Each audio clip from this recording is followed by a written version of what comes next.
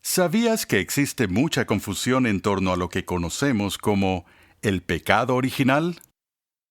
La idea que muchos tienen en sus mentes es que el pecado original fue el primer pecado cometido por los seres humanos, el pecado cometido por Adán y Eva. Pero esa no es la idea a la que el pecado original se refiere. El pecado original se refiere al resultado del pecado de Adán y Eva. Se refiere a lo que llamamos la caída.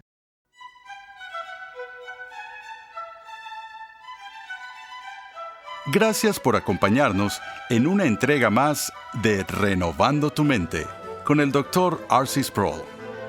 Hoy presentamos la tercera parte de esta serie de 15 programas de enseñanza bíblica profunda que hemos titulado El drama de la redención.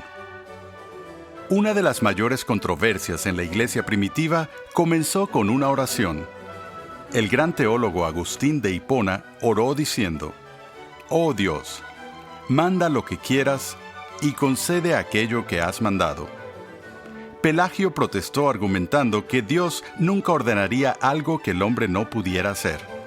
Así comenzó la controversia pelagiana sobre el pecado original, controversia que de una u otra manera continúa hasta nuestros días. En esta charla analizaremos bien de cerca el concepto del pecado original. Sintonízanos hasta el final de este episodio para que te enteres de cómo puedes conseguir la guía de estudio para esta serie totalmente gratis. Regresemos al aula de clases con el Dr. R.C. Sproul en la voz de Pepe Mendoza.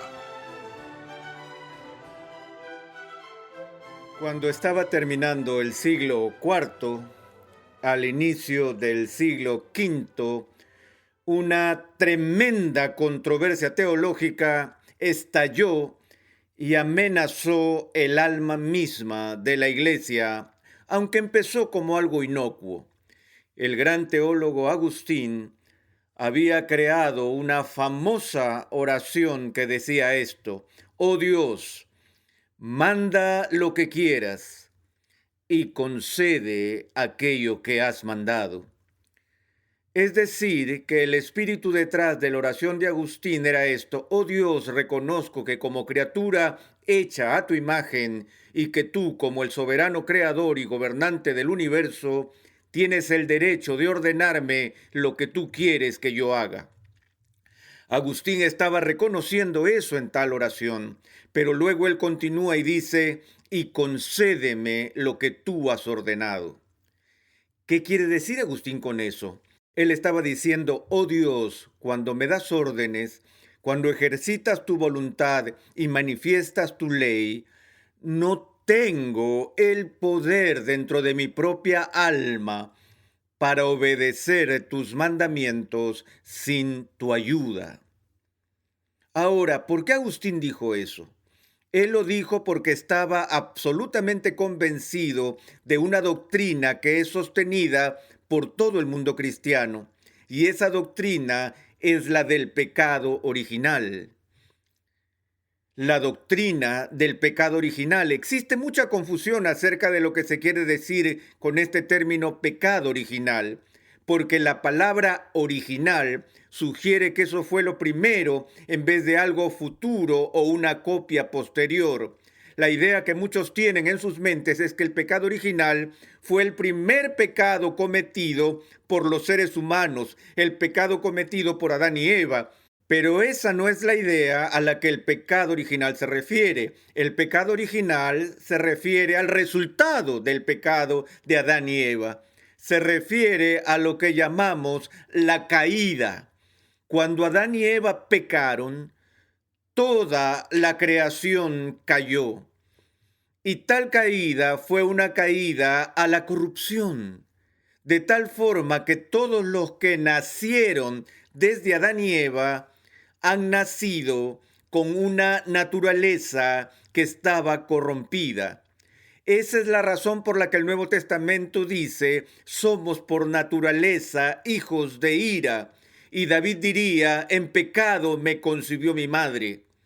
Algunas personas tienen la idea de que somos pecadores porque pecamos. Pero lo que la Biblia enseña es que pecamos porque somos pecadores. Es decir, que tenemos una naturaleza humana caída, corrupta, que nos hace propensos a pecar. Y el fruto corrupto es producto de la naturaleza del árbol. Cuando la esencia del árbol está corrupta, entonces el fruto es también corrupto. Y esa es la idea que las escrituras expresan en términos de la naturaleza humana caída.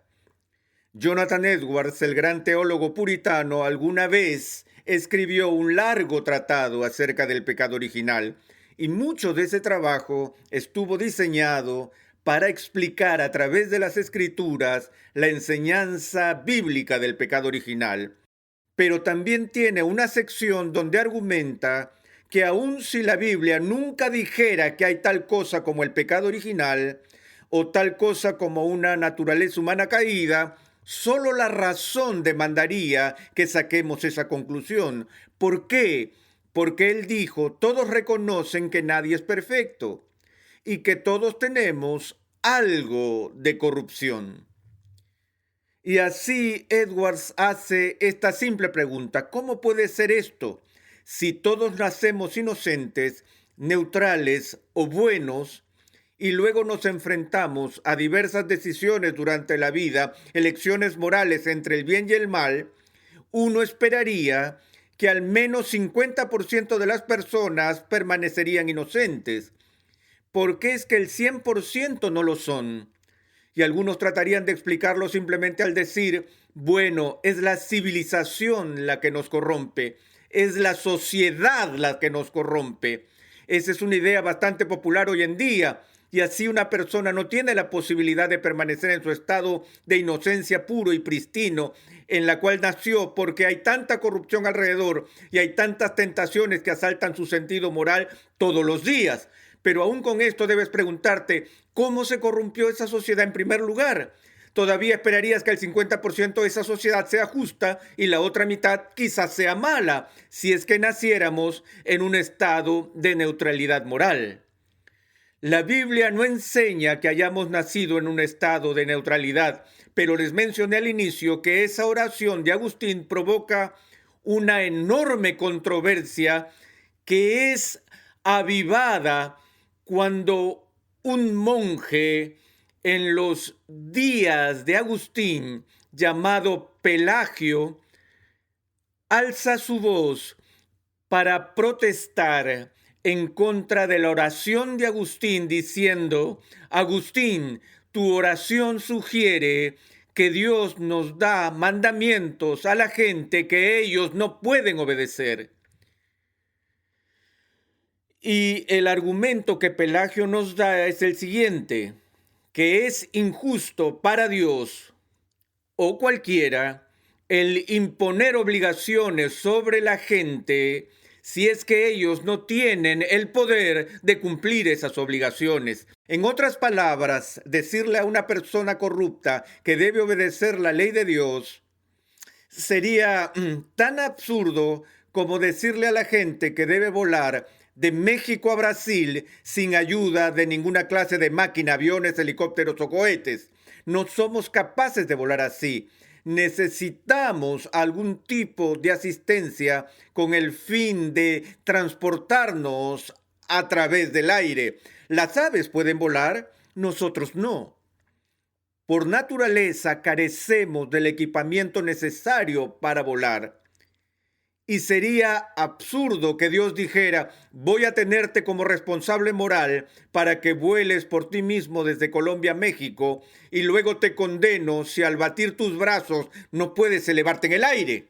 De la misma manera está diciendo Agustín: si estás diciendo que Dios da leyes hoy a personas que son moralmente incapaces de cumplirlas, eso sería tan ridículo, tan absurdo y solamente injusto. Por lo tanto, Pelagio llegó a la siguiente conclusión: si Dios requiere algo de una persona en términos morales, debe tener el poder moral para hacerlo sin ninguna asistencia de gracia divina. Y así la controversia pelagiana de ese día fue una de las controversias teológicas más serias en la historia de la Iglesia. Ahora, en ese tiempo, Agustín ganó y Pelagio fue condenado como hereje porque Pelagio enseñó esto, que el pecado de Adán afectó a Adán y solo a él. No hubo transferencia o imputación de culpa o del pecado desde Adán a sus descendientes. Cada uno ha nacido en un estado de inocencia. No hay proclividad hacia el pecado que sea heredado de Adán y que se encuentre en el corazón de cada ser humano. Pelagio, por lo tanto, negó el pecado original por completo. Él dijo: hay algo parecido a la gracia y la asistencia divina, y la gracia facilita nuestra obediencia, pero podemos ser obedientes sin ellas. En otras palabras, lo que Pelagio estaba diciendo, y lo dijo claramente, que los seres humanos tienen el poder moral para vivir una vida perfecta. Y esto no es solo de forma teórica, sino que Pelagio argumenta que algunas personas de hecho viven vidas perfectas y que cada uno tiene el poder dentro de ellos desde el día que nacen para resistir cualquier tentación que lo lleve a pecar. La gracia podría ayudar, pero no es necesaria. Ahora, como dije, Pelagio fue condenado como hereje en aquel momento. La condenación fue repetida de forma subsiguiente en la historia de la Iglesia, en el Concilio de Florencia y una vez más en el Concilio de Trento por la Iglesia Católica Romana en el siglo XVI. Podríamos decir entonces que Agustín ganó la batalla. Pero si miramos a lo largo de la historia desde entonces, Agustín podría haber ganado la batalla, pero perdió la guerra porque el pensamiento de Pelagio está todavía generalizado, no solo en el mundo secular, sino en el mundo cristiano, no solo en toda la comunidad cristiana, sino que de forma especial en la comunidad evangélica. Si fuéramos a hacer una encuesta a los evangélicos contemporáneos y les preguntaras quién fue el más grande evangelista del siglo XIX en Norteamérica, de seguro te darían dos nombres que serían mencionados. Uno de ellos sería Dwight Moody, quien vivió a fines de la última parte del siglo XIX, pero es casi seguro que aquellos que están familiarizados con la historia de la iglesia en el siglo XIX dirían que la persona que se llevaría el premio por ser el más grande evangelista del siglo XIX, ese sería nada más y nada menos que el famoso Charles Finney. Finney es uno de los que fueron usados por Dios para llevar a cabo lo que se llama el segundo gran avivamiento en la primera mitad del siglo XIX. Finney negó de forma sistemática el pecado original. Él era un pelagiano hasta la médula. Él enseñó que los hombres están realmente en pecado, pero no pecan porque son pecadores, sino que son pecadores porque pecan. Y todo lo que importa para ser redimido es una decisión del libre albedrío de arrepentirse, abrazar a Cristo y cambiar. Esta visión influenció la forma que tomó el evangelismo en Norteamérica desde entonces.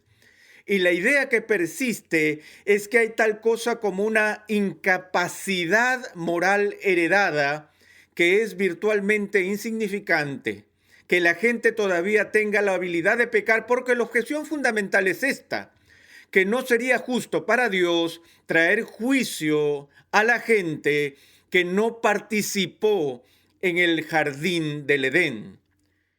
Pero aún Pablo nos dice en el capítulo 5 de Romanos que todos caímos con Adán. ¿Cómo es que entendemos esto? ¿Cómo puede Dios traer castigo sobre los descendientes de alguien? Recuerden que en Ezequiel el pueblo se quejó. Ellos dijeron: los padres comieron las uvas agrias y los dientes de los hijos tienen dentera. Y la idea es que Dios estaba castigando a esos hijos por las acciones de sus padres.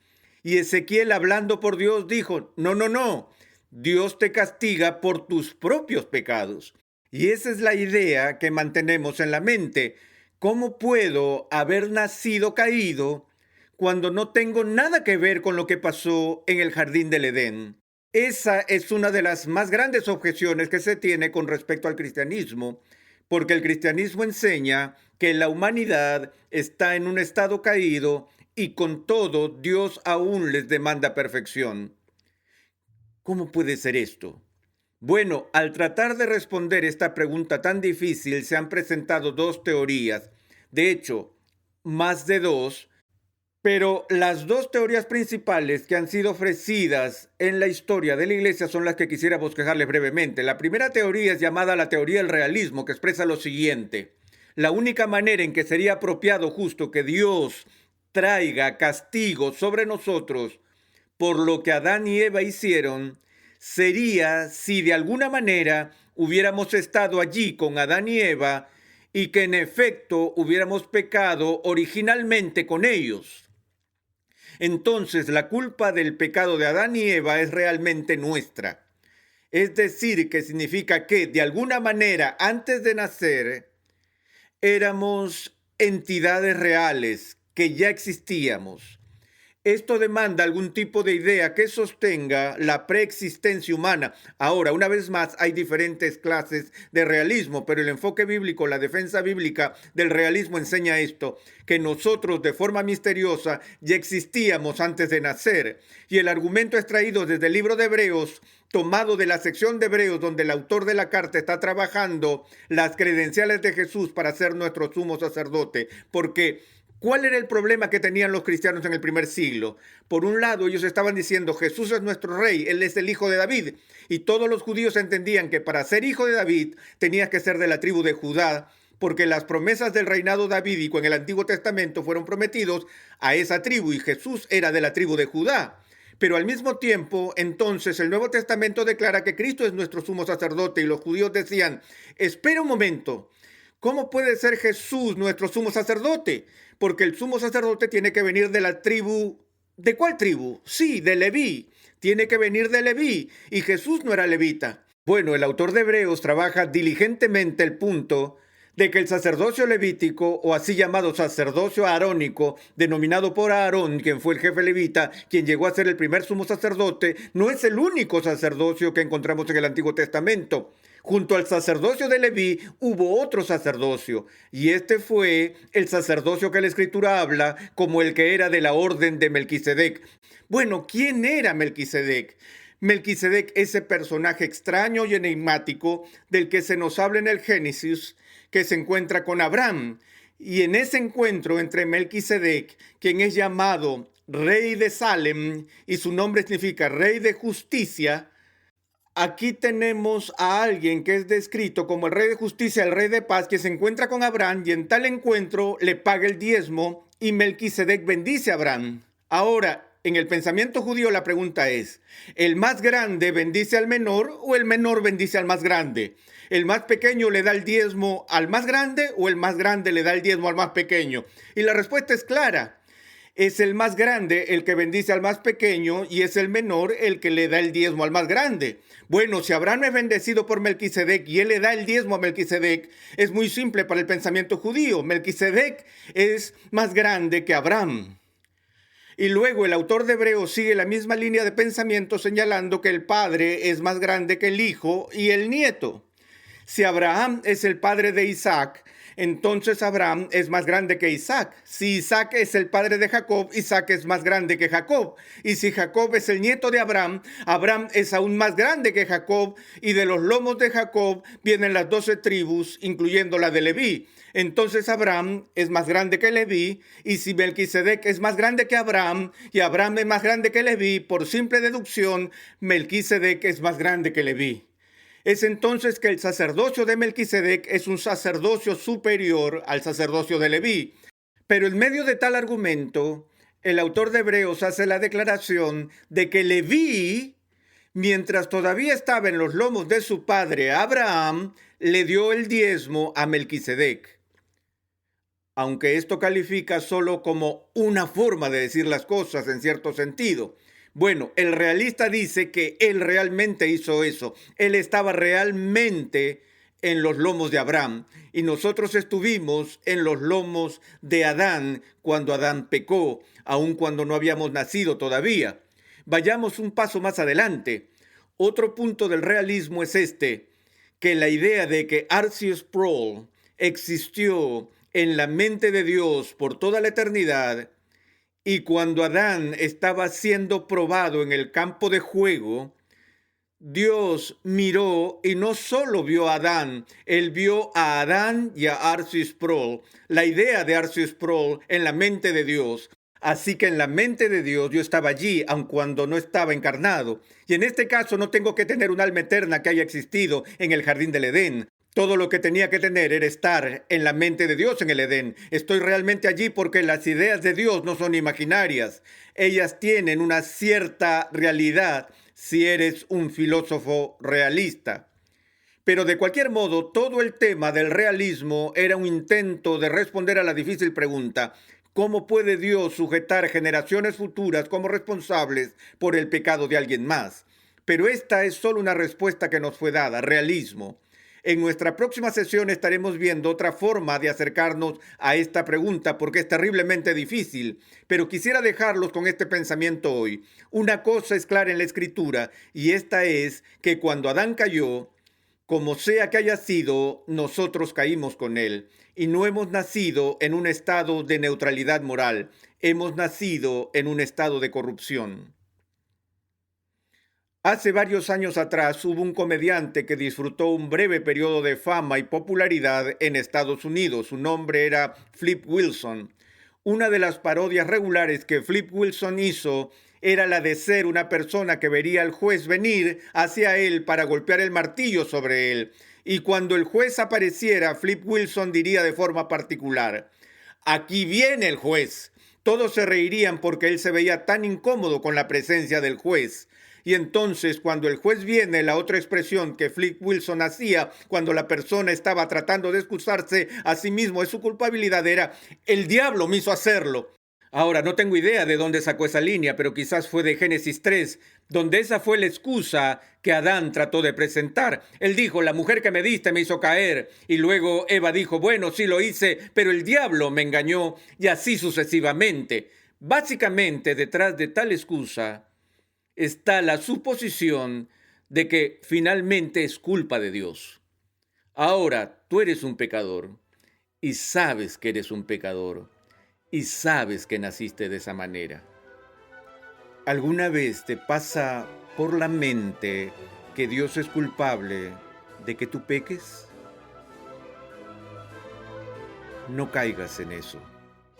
Esa es la blasfemia más grande.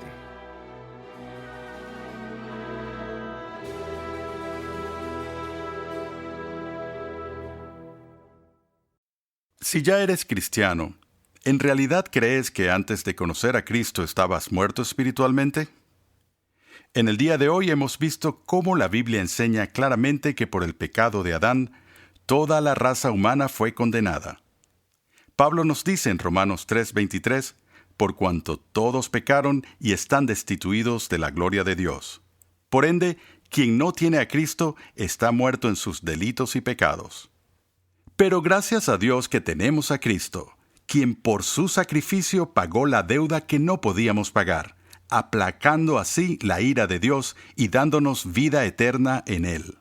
En la siguiente entrega de esta serie sobre el drama de la redención, continuaremos examinando la doctrina del pecado original y explorando lo que se conoce como la teoría federalista de la representación. Escuchemos un avance del próximo programa titulado Adán, nuestro representante. Lo central en el concepto de federalismo es esto: que Adán fungió como nuestro representante en el drama del periodo de prueba delante de Dios en el jardín del Edén. Pero tenemos que admitir que no lo escogimos para que nos represente. Fue Dios el que escogió nuestro representante. Gracias una vez más por la sintonía en el día de hoy. Te invitamos a visitar nuestra página web renovandotumente.org, donde podrás descargar gratuitamente la guía de estudio de la serie de hoy. Allí, además, encontrarás una amplia variedad de recursos, tales como episodios pasados, artículos y contenidos multimedia, con la finalidad de cumplir con nuestra misión de proclamar, enseñar y defender la santidad de Dios en toda su plenitud a tantas personas como sea posible. Para contactarnos, por favor envíanos un correo electrónico a programa@renovandotumente.org con tus preguntas, testimonios y comentarios. Dios llama a su pueblo a ser transformado por la renovación de su mente. Es por esta razón que transmitimos una enseñanza que expone las glorias de Dios reveladas en la Biblia en el contexto de la cultura, la filosofía, la apologética, la ética y la historia de la Iglesia. Renovando tu mente es una producción de los Ministerios Ligonier, la confraternidad de enseñanza del Dr. R.C. Sproul. Nuestra misión, pasión y propósito es ayudar a las personas a crecer en su conocimiento de Dios y su santidad. Te invitamos a sintonizarnos nuevamente en esta misma emisora y en este mismo horario y a unirte a nuestra comunidad virtual en las redes sociales.